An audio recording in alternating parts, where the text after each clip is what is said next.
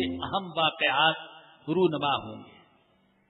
کئی واقعات حدیث سے ثابت ہوتے ہیں اور کئی علامات نبی اکرم صلی اللہ علیہ وسلم نے بیان فرمائی ہیں۔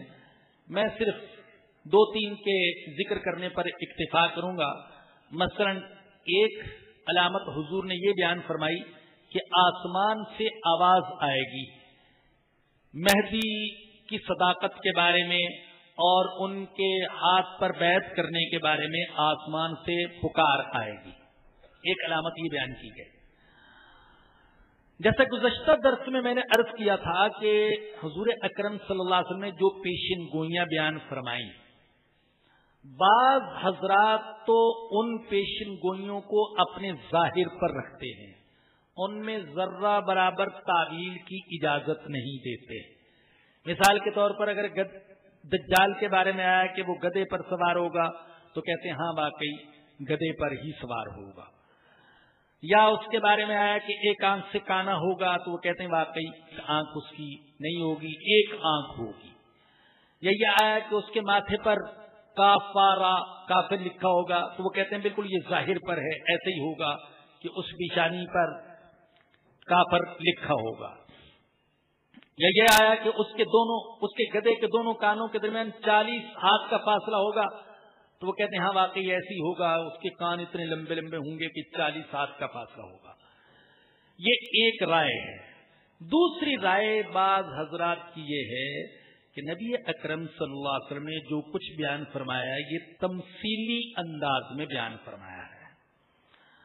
اس وقت اگر حضور 1400 سال بعد کی بات کو اسی انداز میں بیان کرتے جس انداز میں 1400 سال بعد پیش آنے والی تھی تو بہت سے لوگوں کی سمجھ میں نہ آتی۔ میں ایک مثال دوں گا۔ قرآن کریم کی آیت، اللہ پاک نے اپنے انعامات کا ذکر کیا سورہ نحل کے اندر، اور اس میں فرمایا کہ دیکھو میں نے تمہارے لیے گدھے پیدا کیے، گھوڑے پیدا کیے، خچر پیدا کیے، اونٹ پیدا کیے، یہ فرمایا۔ اور آخر میں عجیب بات بیان فرمائی، اللہ نے فرمایا کہ وَيَخْلُقُ مَا لَا تَعْلَمُونَ، ابھی تو میں ایسی چیزیں پیدا کروں گا جن کو تم جانتے بھی نہیں ہو۔ اب یہ اللہ نے فرمایا ابھی تو میں ایسی چیزیں پیدا کروں گا جن کو تم جانتے نہیں ہو۔ اب ہم یہ سمجھتے ہیں کہ ان الفاظ میں اللہ نے قیامت تک پیدا ہونے والی طرح طرح کی سواریاں جو تھی ان سب کو بیان فرما دیا۔ اس میں موٹر سائیکل کو بھی بیان فرما دیا، کار کو بھی بیان فرما دیا، اور ٹرین کو بھی بیان فرما دیا، اور ہوائی جہاز کو بھی بیان فرما دیا۔ اور کیا پتا آنے والے دور میں ان سے بھی بڑھ کر کوئی سواریاں ہوں، اور ہمارے آنے والی نسل کرے۔ ہمارے ابا جان بھی ایسے ہی تھے، وہ سمجھتے تھے کہ ہوائی جہاز سے بڑھ کر تو کوئی چیز ہو ہی نہیں سکتی، ایسے ہی تھے، ان کو تو کچھ پتہ ہی نہیں تھا۔ جیسے آج ہم اپنے باپ دادا کو سمجھتے بڑے سادہ تھے، ان کو کیا پتا کہ ہم ایک دن میں کتنا سفر کر سکتے ہیں، تو ممکن ہے کہ ہماری اولاد بھی ہمیں سمجھے کہ بڑے سادہ لوگ تھے، ہوائی جہاز کو انسانی تخلیق کا حرف آخر سمجھتے تھے، اور جبکہ انہیں ان سے بھی زیادہ جدید سواریاں میسر آ جائیں تو اللہ نے کوزے میں دریا بند کر دیا۔ فرمایا کہ وَيَخْلُقُ مَا لَا تَعْلَمُونَ، ابھی تو میں ایسی چیزیں پیدا کروں گا جن کو تم جانتے نہیں ہو۔ اب نبی اکرم صلی اللہ علیہ وسلم اگر بیان فرماتے کہ دجال ہوائی جہاز پر سوار ہوگا، سوال ہوتا ہوائی جہاز کیا ہوتا ہے، اور اس کے درمیان 40 ہاتھ کا فاصلہ ہوگا، اس کے پروں کے درمیان پر کیا ہوتے ہیں، وہ کیسے اڑتے گا، طرح طرح کے اشکالات۔ تو حضور نے وہ زبان استعمال فرمائی جو اس وقت کا انسان سمجھ سکتا تھا، لیکن صحابہ کرام چونکہ اللہ کے کلام پر اور اللہ کے نبی کے کلام پر ایمان رکھنے والے تھے، جو سنتے وہ کہہ دیتے آمنا وصدقنا، ہماری سمجھ میں آتا ہے تو بھی ایمان لائے، اور نہیں آتا تو بھی ایمان لائے، اس لیے انہوں نے تو سوال ہی نہیں کیا۔ آپ جانتے ہیں جب نبی اکرم صلی اللہ علیہ وسلم معراج سے واپس آئے، کہا جاتا ہے ابو جہل وغیرہ نے حضرت ابو بکر کو گمراہ کرنے کی کوشش کی۔ ابو بکر تم بتاؤ کیا ایسا ہو سکتا ہے ایک شخص ایک رات میں، بلکہ ایک رات کے کچھ حصے میں مکہ سے بیت المقدس جائے اور وہاں سے 7 آسمانوں پر جائے اور واپس بھی آئے؟ ایسا ہو سکتا ہے؟ نہیں ہو سکتا۔ لیکن ابو بکر نے پوچھا یہ بات کہی کس نے؟ ابو جہل نے جب لوہا گرم دیکھا تو کہا وہی جس کو تم نبی مانتے ہو، محمد کہہ رہے ہیں میں نے ایسا سفر کیا ہے۔ تو حضرت ابو بکر نے فرمایا اگر محمد کہتے ہیں تو سچ کہتے ہیں صلی اللہ علیہ وسلم۔ تو صحابہ اکرام تو ایمان رکھنے والے تھے، فرما دیا ایک دن ہی میں سفر کر جائے گا وہ گدھا پوری دنیا کا۔ بالکل ہو سکتا ہے، مان لیا اگر یہ دیکھا نہیں۔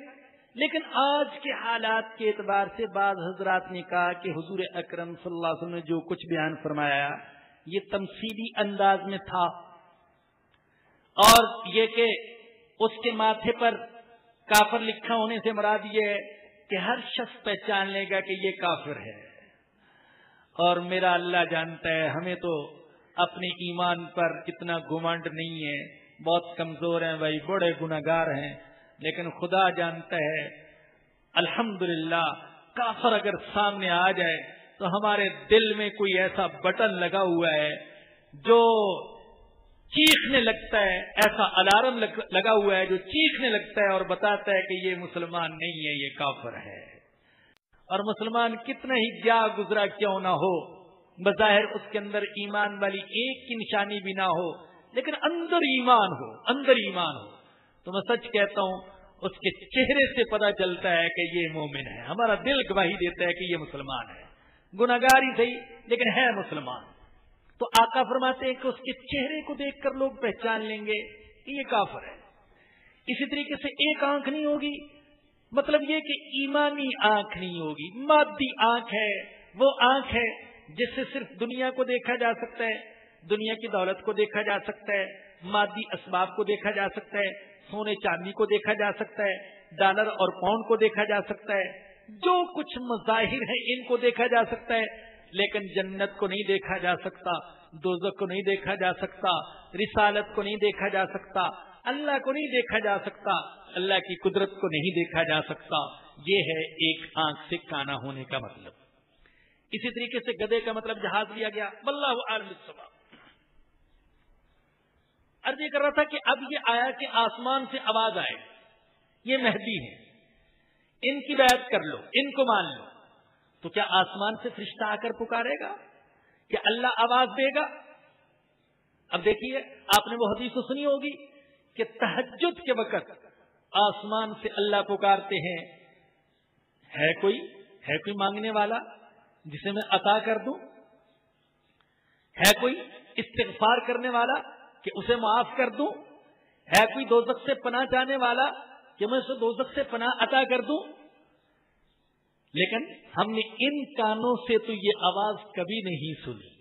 الحمدللہ ہم بارہا تہجد میں اٹھے لیکن ان کانوں سے یہ آواز کبھی نہیں سنی، لیکن دل کے کان کہتے ہیں کہ یہ آواز آ رہی ہے۔ اللہ کہہ رہے ہیں ہے کوئی مانگنے والا، مانگے میں عطا کروں؟ ہم مانگنا شروع کرتے ہیں، اے اللہ تو پوچھ رہا ہے کوئی مانگنے والا، تو ہم مانگ رہے ہیں تو عطا کر دے۔ یہ کیسے ہو سکتا ہے؟ میرا اللہ کہے ہے کوئی مانگنے والا جو مانگے اور میں عطا کر دوں، اور پھر کوئی مانگے اور عطا نہ کرے؟ نہیں، ایسا نہیں ہو سکتا۔ میں کتنا کمزور سا آدمی ہوں، کتنا پست آدمی، لیکن اگر آج کے مجمع میں کہوں ہے کوئی جو مجھ سے 1000 روپیہ مانگے اور میں اس کو دے دوں، اور کوئی کھڑا ہو جائے لائیے مولوی صاحب، تو میرے اخلاق سے یہ بعید بات ہے کہ خود کہوں اور پھر نہ دوں۔ اللہ کہے اور خود نہ دے تو ہمارا دل کہتے ہیں اللہ پکار رہا ہے، اور ہم اللہ کی پکار کے جواب میں اللہ سے مانگ رہے ہیں تو اللہ دے بھی رہا ہے، وہ پکار بھی رہے، ہم مانگ بھی رہے تو وہ دے بھی رہا ہے۔ تو آسمان سے آواز آئے گی، یہ مہدی ہیں۔ تو بعض حضرات نے کہا اس کا مطلب یہ ہے کہ جیسے کہ یہ اب سیٹلائٹ سسٹم ہے، اب یہ بھی تو فضا میں ہے، اور اس کے ذریعے سے آنن فانن پوری دنیا میں خبر پھیل جاتی ہے۔ اس سسٹم کے ذریعے سے منٹوں میں نہیں سینکڑوں میں آج کل ایک خبر مشرق سے مغرب تک پھیل جاتی ہے، تو گویا کہ پورا سسٹم یہ اعلان کر رہا ہوگا کہ مہدی آ چکے۔ مسلمانوں تم ان کے ہاتھ پر بیعت کر لو۔ ایک دوسری علامت نبی اکرم صلی اللہ علیہ وسلم نے امام مہدی کی یہ بیان فرمائی کہ فرات دریا سے پانی ہٹ جائے گا اور اس میں سونے کا پہاڑ ظاہر ہو جائے گا۔ دجلہ اور فرات یہ دونوں ترکی سے نکلتے ہیں اور ترکی نے فرات پر اب بھی متعدد ڈیم بنا دیے ہیں۔ اگر ترکی چاہے تو کسی وقت بھی فرات کے پانی کو روک سکتا ہے۔ تو گویا کہ وہ جو علامت آقا نے بیان فرمائی کہ فرات سے پانی ختم ہو جائے گا، تو وہ علامت پوری ہونے کے آثار ظاہر ہو چکے، اس پانی کو روکنے کے اور فرات کو خشک کرنے کے اسباب تو پیدا ہو چکے، لیکن ہوگا کب یہ اللہ کو معلوم۔ اسی طریقے سے ایک تیسری علامت بعض روایات میں یہ بھی بیان کی گئی کہ حضور اکرم صلی اللہ علیہ وسلم نے فرمایا کہ حج کے موقع پر منا میں قتل عام ہوگا۔ اللہ پاک ہم سب کی حفاظت فرمائے۔